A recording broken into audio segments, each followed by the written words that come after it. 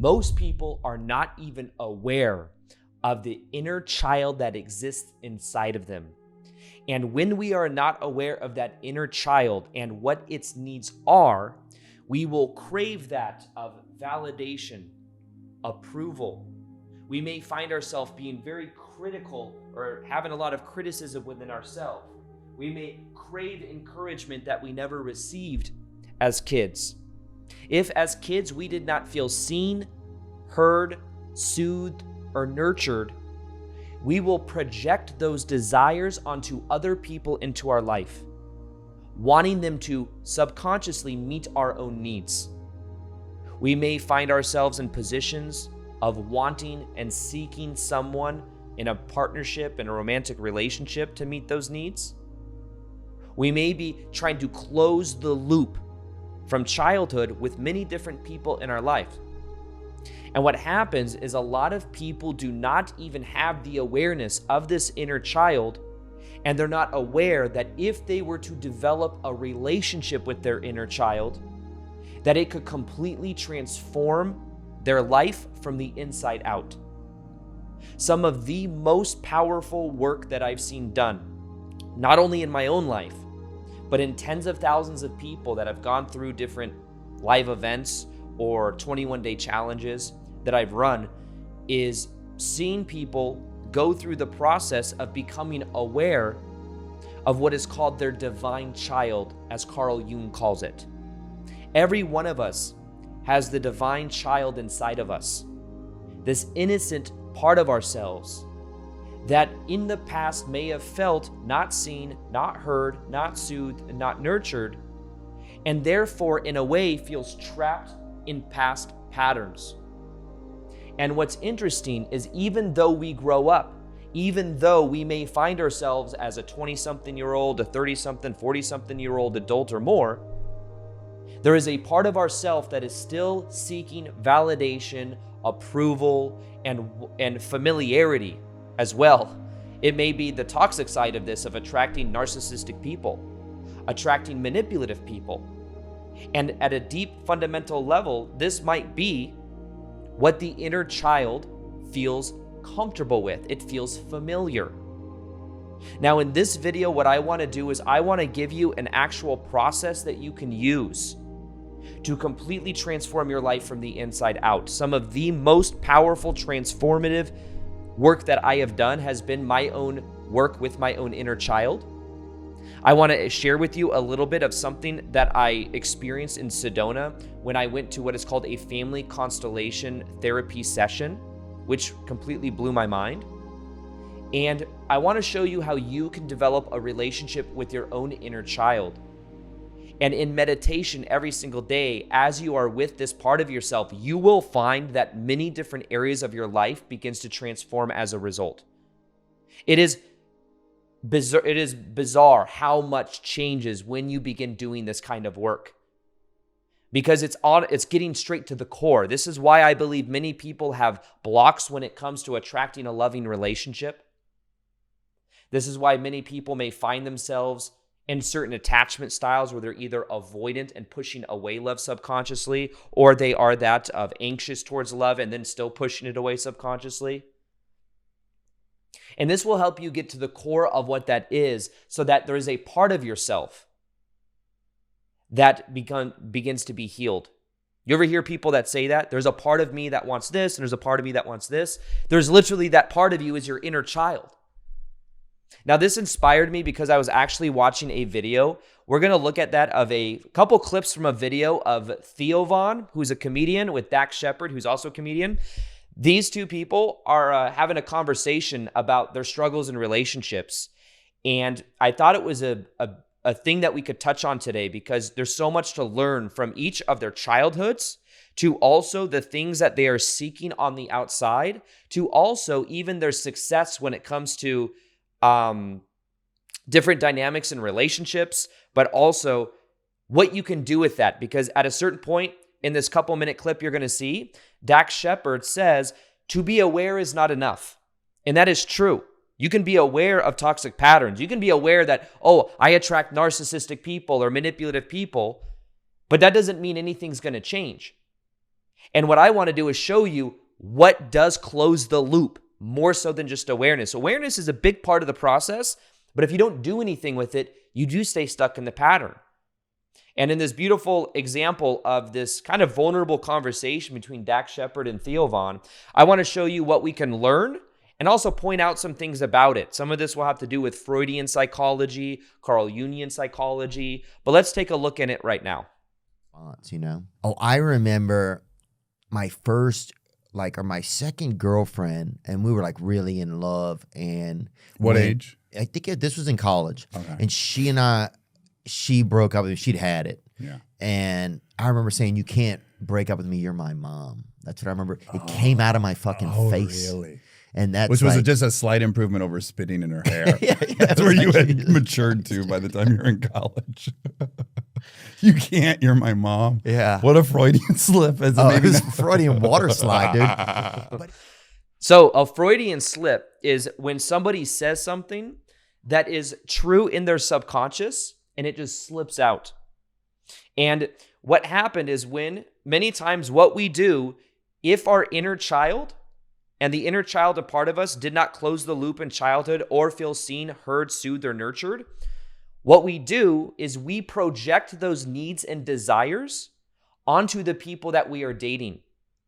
You may find yourself, if you had maybe a narcissistic parent growing up, you might attract narcissistic people into your life, trying to turn them, trying to heal them subconsciously, knowing that maybe they subconsciously can't really meet your needs or it was a toxic environment, but there's a part of you that feels unresolved from that energy.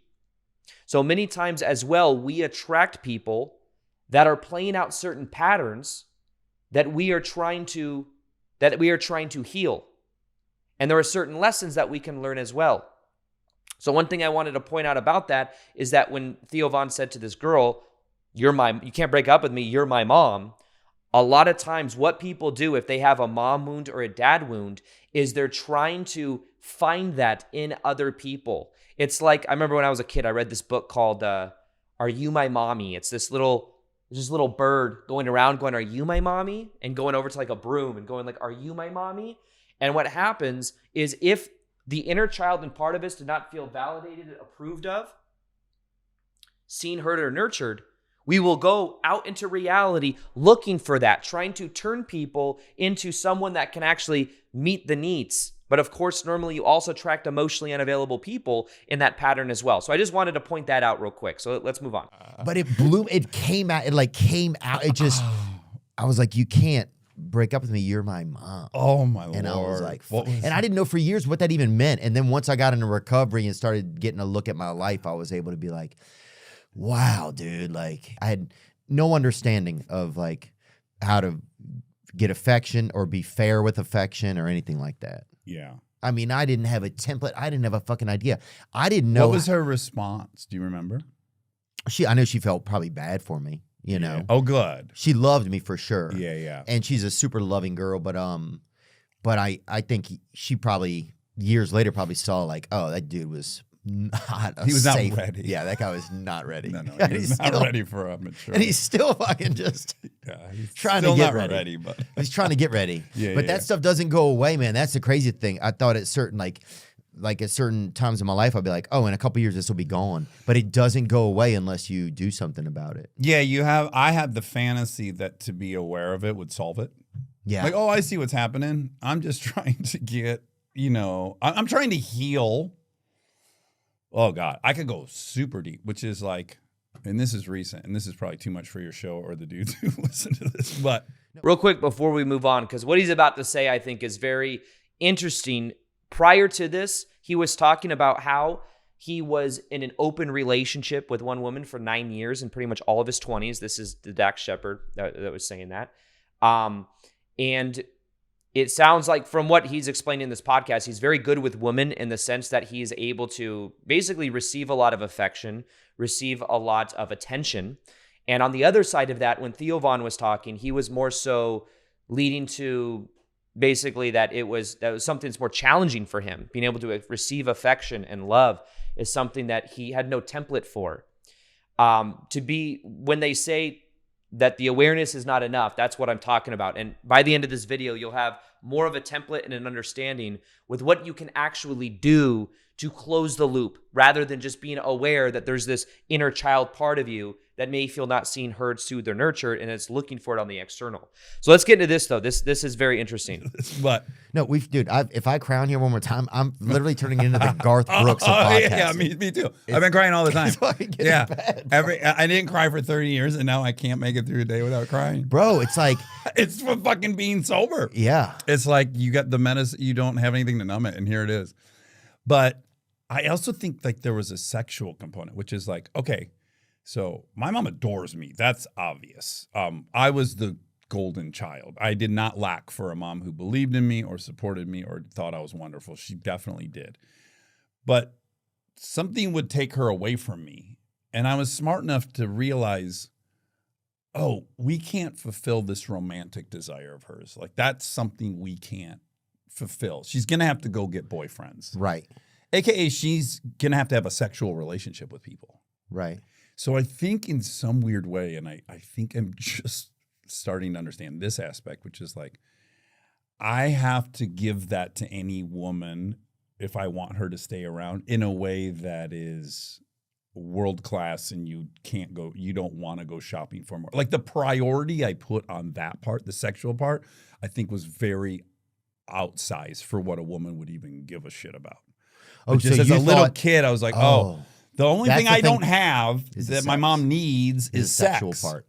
So I need And to that's be. what I want her to stay at all times. And Yeah. I don't want any of these guys to come around. So if I'm having this experience that also feels loving and nurturing with a female, my thought is like, I have to give her that thing in a way that she'll never go need it and leave me for it. So what Dax is talking about here is a complex by Freud that is called the Oedipus complex. And it has to do with this desire for mom and boy child, or a lot of times it's the other side for women to men, to their dads. But this repressed sexual desire to be at homeostasis and to, in a way, be in a relationship with mom or dad. I know it sounds kind of weird, but what he is talking about here is basically that sexual energy of wanting to basically meet the needs of his mom, to be in union with that of his mom. And what he recognized was that he could not fulfill that desire. And he eventually explains that his mom was like with I think he said he had 3 different stepdads by the age of 9. And his mom was going out and getting her needs met. You know, he couldn't meet those needs. So she would go out, and there was a part of him that probably felt not enough, that felt that he needed to, in order to receive love, in order to completely meet the needs of his mom, he had to be that for other women in his life. So now there's a projection of that energy where he said he would overperform or overdeliver in that category around women, because they wouldn't want them to shop around in the same way that he felt he wasn't enough as a kid because his mom was shopping around. Now, what I also want to point out is that from Dax Shepard and Theo Vaughn's different childhoods, you can see how one was the golden child who could do no wrong, who had an incredible amount of affection. And then also he was someone that wasn't even in a monogamous relationship for 9 years because there was a part of him that maybe did not want that commitment, but also he could easily receive the affection of many different people. So he was in an open relationship for so long. So it sounds like receiving affection and love for him was very easy. And when he was a kid, it was very easy. Now, on the other side of that, Theo Vaughn's experience was, it was much harder for him to experience that. And one thing that he eventually shares inside this podcast is that he, at one point, had memories of when his mom and him were going to that of playing baseball. His mom would say, "I'm waiting in the car. If you don't hit the ball within the first 4 innings of baseball, we're leaving."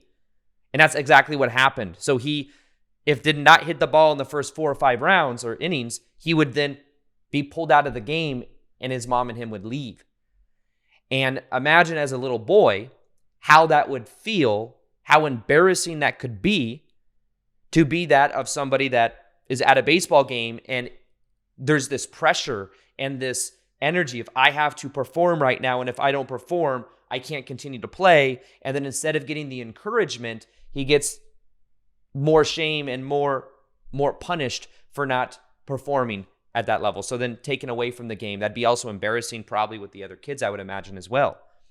Now, the thing that I want to point your attention to with this, and this whole podcast, I mean, there's about 17-minute clip that talks about this whole entire, them talking about their struggles and relationships, which I found very valuable for just understanding the different dynamics and it just being a vulnerable expression of how we sometimes deal with things from our past and how that projects itself onto the people that we meet into the future.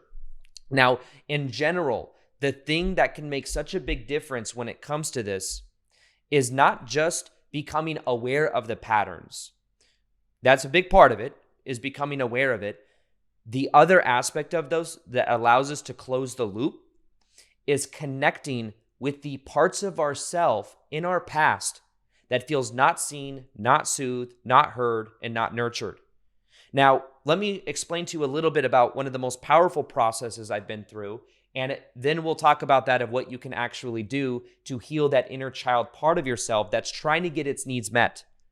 Now, first off, I have a friend of mine that's a YouTuber that's been doing this kind of work for a long time. She was working with Mark Woolham, who wrote the book, It Didn't Start With You, all about how inherited family trauma affects our lives in subconscious ways. And she basically, what she told me is a couple things. She says, she told me that if you get a session with Mark Woolham, it can have a very powerful effect on your life. He'll help you become aware of these patterns. And then also she told me family constellation therapy is extremely powerful. Now, basically what I did is over the course of like 8 months, I did both of these things. I got a session with Mark Woolham where he helped me become aware of a lot of the childhood patterns I was unaware of. And basically within the first 5 years of your life, you go through a process of becoming aware with what was the energy of mom, what was the energy of dad, and you, father, mother, child dynamic. And within the first year, the second year, the third year, all the way to the fifth year, what were the most powerful things that impacted you? And what you do is you look at that because that first 5 years sets the pattern for the next cycles of your life. They're just on autopilot. And even think about it. As a kid, you're in the theta wave brainwave state, which is completely the subconscious mind. You're literally absorbing everything that happens and creating your model of reality. Now, one of the reasons inner child healing is also so powerful is because when you heal that inner child part of you, which normally goes back to being between born and 5 years old, what ends up happening is that was when you were making the model of your reality for how the world works. That was something we did when we were kids. And then in theta state, that's what influenced our subconscious mind. So if you want to heal the blueprint and the belief systems you have about the world, if you go back and you do this inner child healing, it also allows you to rewire the beliefs you have about reality and how you relate to other people. So when I did that, one thing that I became aware with Mark Woolham was I became aware of a few different things. One of them was when I was 1 or 2 years old, my mom's dad passed away, and my mom did not have a good relationship with her dad. She ran away from home when she was 13 or 14 years old, and she ended up having foster parents after that. But there was a lot of abuse that happened in the family, and basically she ran away. She didn't have a good relationship with her dad. Nonetheless, when I was 1 or 2 years old, my mom's dad passed away. That had a very powerful effect on my mom. She lost weight. She did not eat. And now imagine if I was 1 or 2 years old and I was looking up at my mom and she was in her own process. She was just, imagine to feel seen, heard, soothed, and nurtured, you need to have somebody there that's present, that's with you. And if emotionally they're checked out because they're going through their own process, imagine how a baby would feel. If you've ever heard of the still face experiment, you'll know that it is a very powerful attunement between the mom and the baby. When you think of that, just simply watching this video right now, or this little clip right here, I'll explain it to you. It can have a very powerful effect on the own inner child inside of yourself. So what it is a mom and her child are interacting. It's called the still face experiments. They did these experiments back in the 90s, maybe even the 80s. What they would do is a mom and a baby are interacting. The mom is looking at the baby and the mom are having this beautiful mirroring of emotions. And the mom is doing a great job of helping the baby feel seen, heard, soothed, and nurtured. Then what happens, though, is the mom looks away, and when the mom looks back, she has a still face. It's part of the experiment. No expression whatsoever. Now what happens is the baby starts to, at first is kind of confused, but then the baby starts to freak out a little bit. The baby then does what are called protest behaviors to get mom to come back. The baby might scream or point, and normally when the baby points, mom looks. Mom goes goo goo gaga and points where the baby looks. Mom doesn't do that because she's in the still face experiment. The baby points, mom doesn't look. The baby keeps trying to get mom's attention. She has a still face. Then what happens is the baby starts to get so uncomfortable, the baby starts to cry, and then at the very peak of it, the baby can't even bear what she is seeing, so she turns around and contorts her spine to not even see it because it's that painful to look at. Now, within a few minutes of mom emotionally checking out and having a still face, the baby's nervous system completely freaked out. The baby no longer felt seen, soothed, heard, and nurtured. Now, imagine the beliefs, the model of reality that baby might have from that, of that kind of experience, of that interaction with mom. Now, here's the thing. That was the second part of the experiment. The third part of the experiment is mom comes back.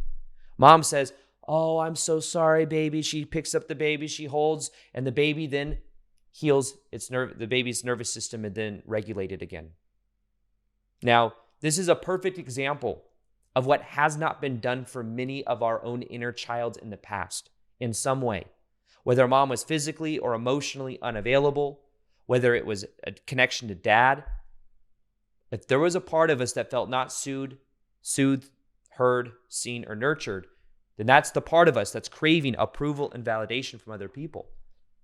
So when I became aware of this, when my mom's dad passed away, I became aware of this obviously now, but I could look back and see when I talked to my mom, she's like, "Oh yeah," my mom was like, my dad passed away when you were 1 or 2, and I lost a whole bunch of weight and didn't sleep. I'm thinking, well, imagine the version of me that's 1 or 2 years old. How would that version of me feel? I found out also, and this came up later in deeper kind of like meditation, but when my brother was born, I was 3 years old almost, 2.5, 3 years old. When my brother was born, he had a lot of health complications. He had asthma. And what happened was he was in the hospital a lot. And when he was born, there was a lot of attention that my brother naturally got because from his first couple years of life, he was always sick or there was something going on. And my mom overly nurtured him to help him. Not overly nurtured him, but there was an energy where there was almost like a certain dynamic of attention subconsciously that my mom probably wasn't even aware of, but my dad talked about it, said that it's almost like rush to the hospital for every little thing. And in that moment, though, there was a part of me, what I realized is there was a part of me when my brother was born, and this is often talked about in childhood therapy, when the second child is born, the first oldest child feels dethroned. I could definitely feel that. Also because my brother naturally had a lot of needs and attention that was naturally given to him. There was a part of me that felt maybe there's something wrong with me. Maybe I'm not worthy to have the attention. Some level of shame there. So when this attention shifted when I was 2 or 3 years old, there was a part of me that then did not feel seen, heard, soothed, or nurtured. Now, when I was 5 years old, my parents actually divorced. So things weren't working out between mom and dad between 3 to 5 years old. Things were probably falling apart in a certain way a couple years before. So talking to Mark Woolen made me aware of all of those energy dynamics. And what I became aware of is what I could then work with. Now, let's fast forward to that of family constellation therapy, which is a German process. It's going to sound pretty esoteric, pretty weird, but it is extraordinarily powerful. And it gets into everything that I'm talking about right now as well when we're talking about this inner child healing. Now, basically what it is I had a session. I went to Sedona for this. And what happens is the idea is that the genetic line or the energy pattern within you and your family dynamic is within your energetic field. Now, what happens is in family constellation therapy, what you do is there is a therapist that's certified in this. And then there are people that help facilitate the process of becoming aware of these patterns and closing the loops from childhood. Now, what happened is first I had a session with this woman, and she helped me become aware of certain patterns. And what we did is we moved pillows into a certain part of the room. We could see whether the pillars were facing each other and what the dynamic was between different people in my family. It was between my dad, my mom, and I.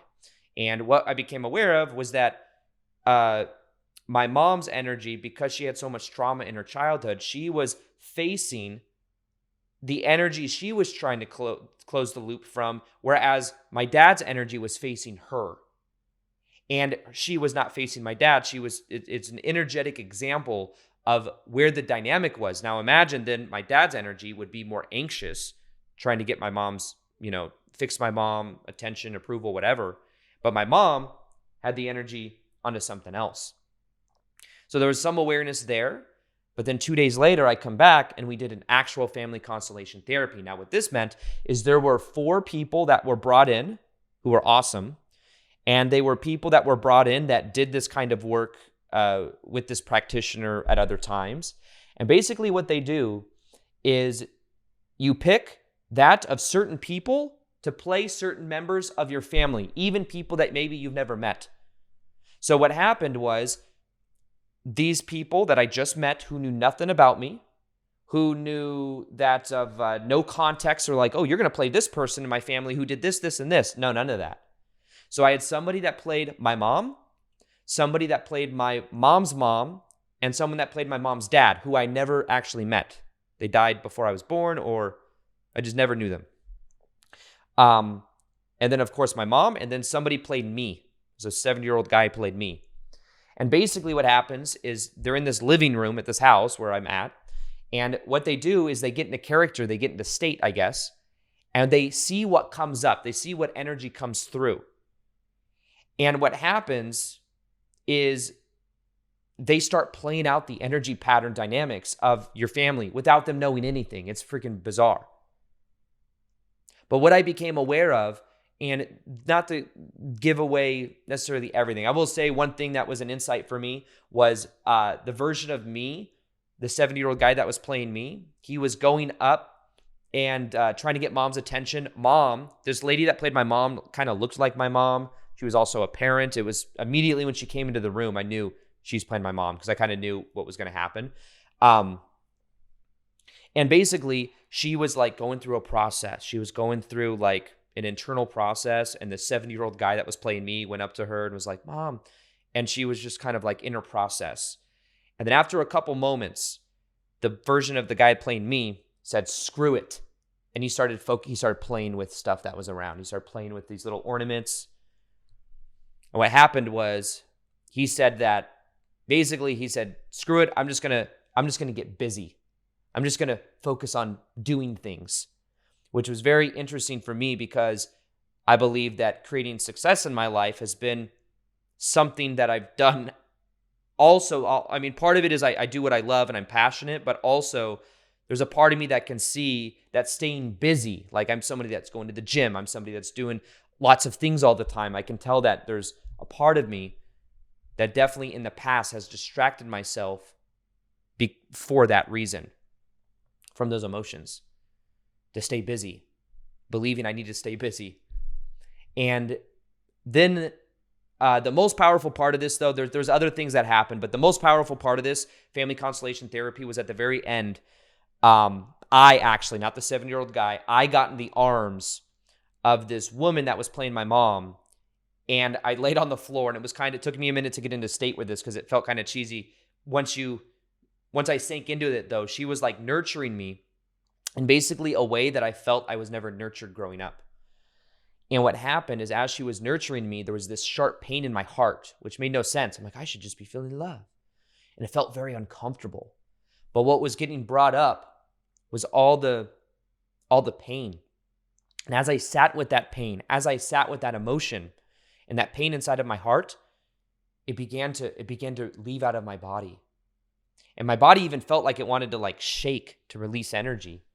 But after about 5 or 10 minutes of me laying in this woman's arms, as she's nurturing me, she's like rubbing my head, and there was this heart opening that happened, where after that I felt so much more open, so much more understanding, and seeing that in the past I had blocked love because love felt uncomfortable. I did not, as Theo was saying, have that template for how to receive that affection. Even though there was a part of me that desired it, there was a part of me that literally did not feel comfortable with it. But the more I sat with those emotions, the more comfortable I felt. The more I embraced it. So these couple stories I've shared with you are different examples for how you can work with that own inner child and part of you. Now, one of the most powerful things for you to do that I believe can completely transform your life is learning how to talk and to connect to that part of yourself.